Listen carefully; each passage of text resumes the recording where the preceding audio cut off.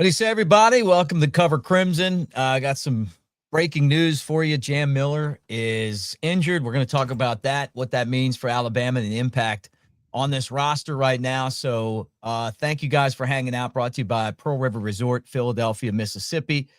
Let's get the show started, and we'll try to give you as much information as we have.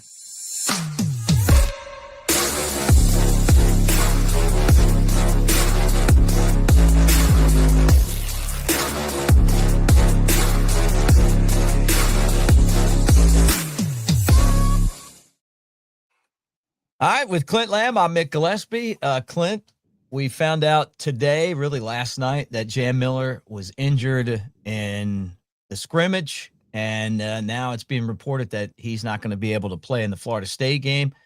What can you tell us about the extent of, or at least what you know about Jam Miller's injury?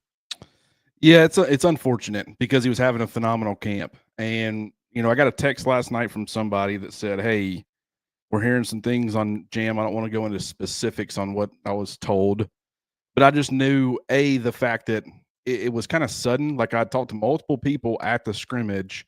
No one brought up that Jam Miller had gotten banged up or hurt or had to be, or left the field or anything like that. So at first I was like, this doesn't make any sense. But the more I talked to him and then started reaching out to some other people, the more I realized there was legs to this, but you don't know the extent. And that's the problem that I typically have.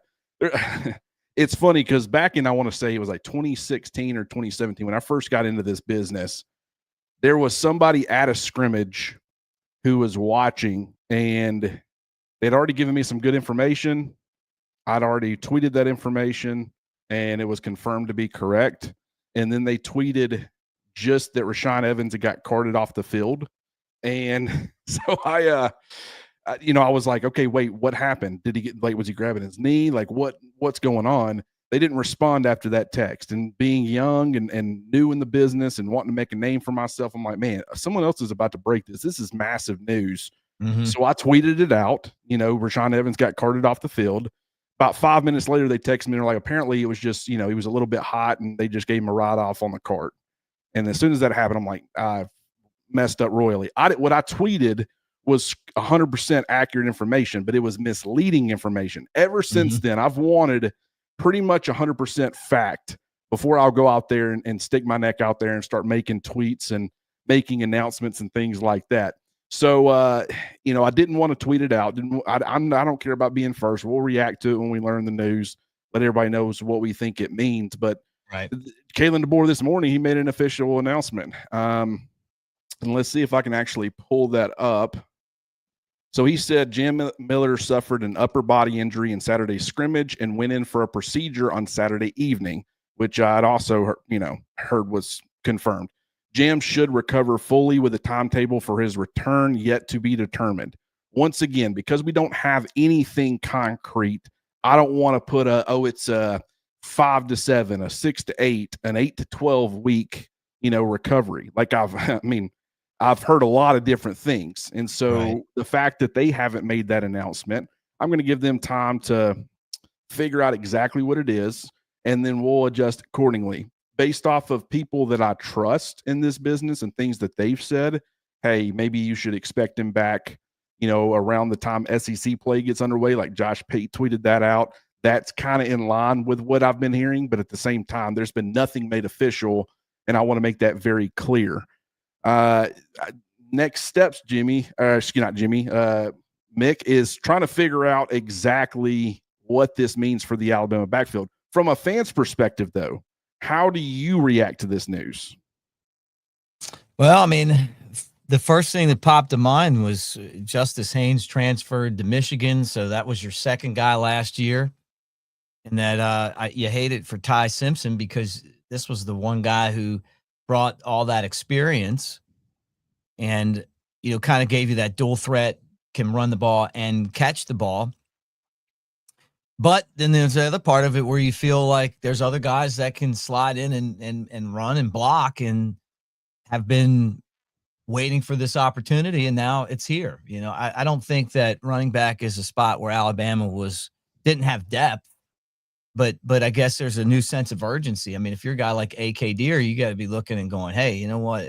This could could happen and I might be needed, you know? I mean, I know he's not the guy that will get the carries right now.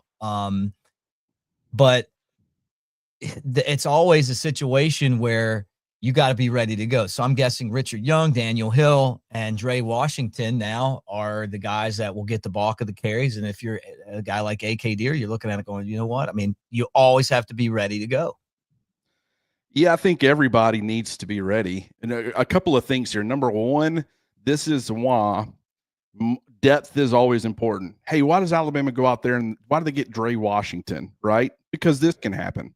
Alabama still has 3 guys who are already in the conversation to be getting carries or snaps this fall. And that's after losing Jam Miller.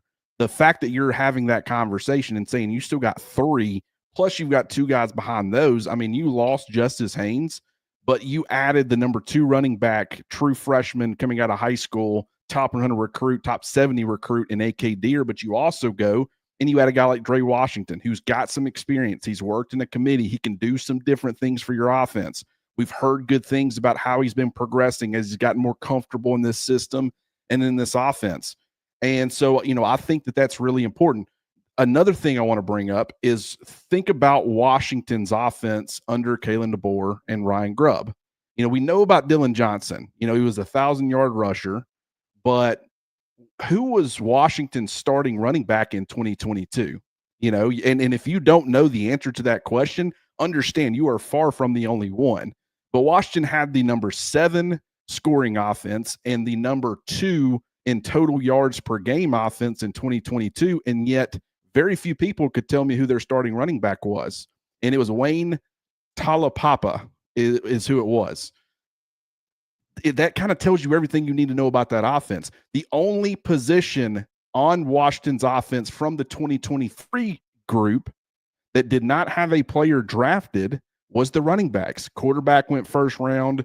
Wide receivers, you had a first-round pick, a second-round pick, and a third-round pick. Tight ends, you had a 7th-round pick, and Devin Culp, who is now considered a pretty important piece to the Tampa Bay offense. And then you had an offensive lineman drafted in the first round. You had another offensive lineman drafted in the second round.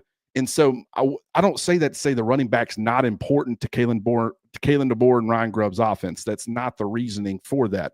It's to say that this offense can survive without having elite top-tier play at that position.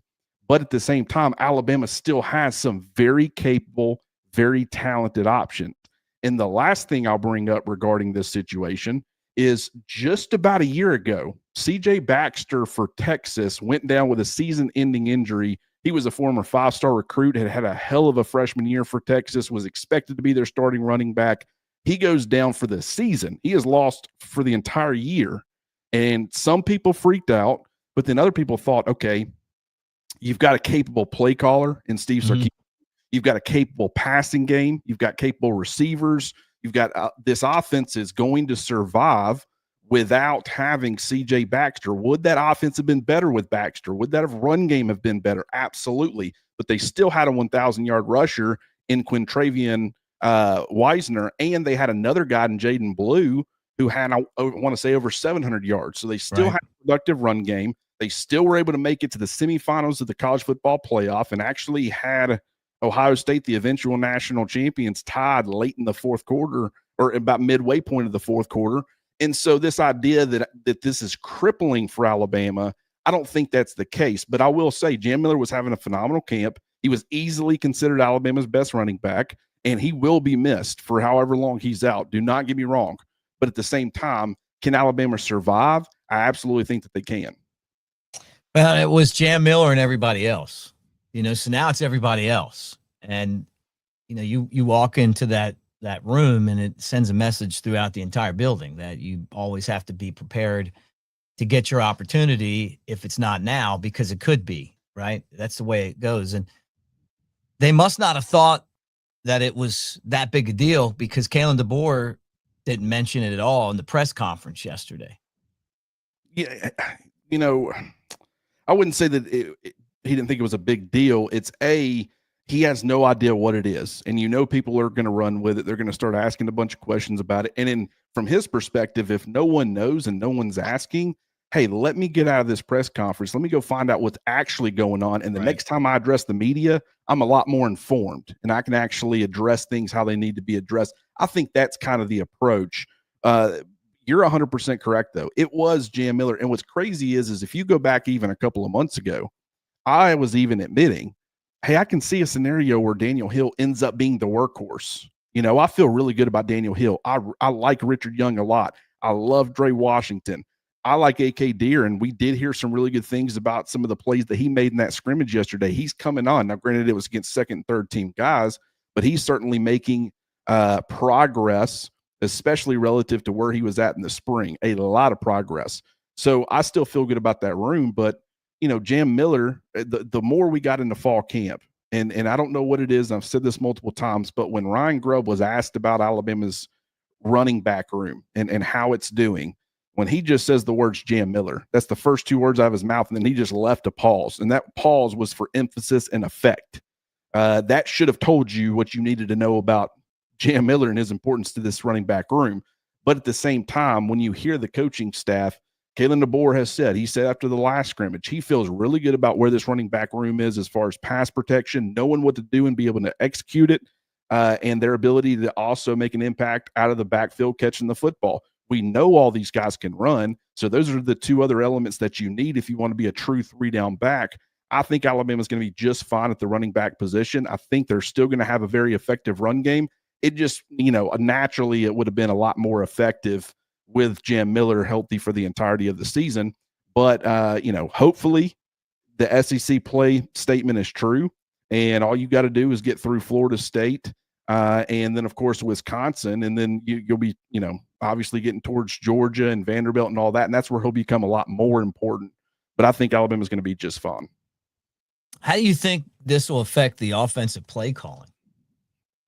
You know, I think one of the things that Jam Miller brings to the table that none of the other running backs do is the fact that you can flex him and put him in motion, kind of like they did against Georgia, create some mismatches that way. Now, Daniel Hill is a phenomenal receiver out of the backfield, and he is going to make some plays in the passing game, and so will Dre Washington. Rich Young is more, in my opinion, of a pure runner, but he's made improvement in pass protection. I do think he can catch the football out of the backfield. I just don't think he's quite on the level of those other two guys. But as far as doing some of those things where you're getting a guy in motion like that, where it's like, okay, you know, sometimes you're sending him in motion on jets, sometimes you're getting him in motion to go out, you know, create some mismatches in man coverage.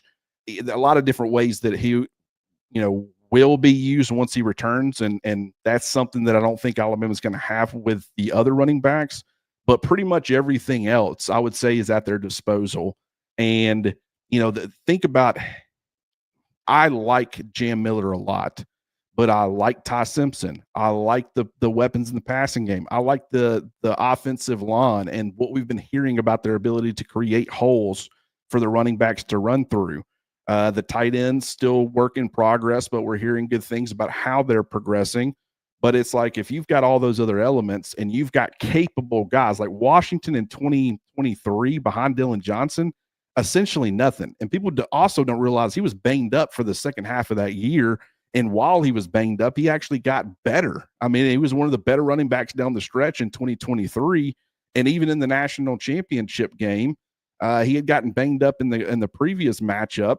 And people were wondering, like, he got carted off the field, and people were wondering if he was going to play. It was an ankle. And yet, I mean, I wouldn't say he was super effective in the national championship, right? But, you know, and that certainly affected Washington's offense, but that's because they had nothing behind him. Alabama, in my opinion, bare minimum, are going to have 2 or 3 more capable options. This just tells you, okay, right now with Jam Miller going down, you had kind of an excess of depth. You can't afford too many more of these. So these guys got to stay healthy, but, you know, I think they'll be fine. How many more scrimmages? Is this like one more? No, this is done. Yeah, so it is okay. Yeah, this was the second final, and typically, like in the spring, you'll get 3. You know, maybe in the past you've gotten 3 in the fall. Right. I'm misremembering that, but yeah, so they're done with scrimmages, so that helps. Now, granted, they're still going to have some physicality this next week, and that's one thing Kalen DeBoer mentioned is, you know, we get physical, you know, on what is it, Tuesday and Wednesday, or Monday and Tuesday. very scrimmage like as far as some of what they'll do, and they'll continue to do that this next week. Then they'll get into game week, but I think they're on the other side of a lot of the toughness of fall camp, and now it's just a matter of getting to the season healthy and seeing how they do against Florida State. All right. Any final thoughts? Yeah, just once again, I just don't panic. This is a starting running back. It's a good player, and what's unfortunate about it, I'm not upset for Alabama as much as I'm upset for Jam Miller, because he was expecting to lead the pack, and he had made significant progress, and he's just a guy that you want to pull for. Could have went to the NFL, could have transferred, elected to come back, and was, from all that we had heard, he was making the right moves at the right time. And he'll still have plenty of time to get that back on track, hopefully, once he gets back on the field. But this is just a little bit of an obstacle or a hiccup along the way. But as far as from Alabama's perspective, I think they're going to be just fun. All right. Well, guys, thanks for hanging out with us. Don't forget, if you can't catch us live on YouTube, the Cover Crimson Podcast Network, brought to you by Pearl River Resort. Just a quick update on Jam Miller. If anything else happens, we'll be back right here on Cover Crimson. And we appreciate you guys. Roll Tide.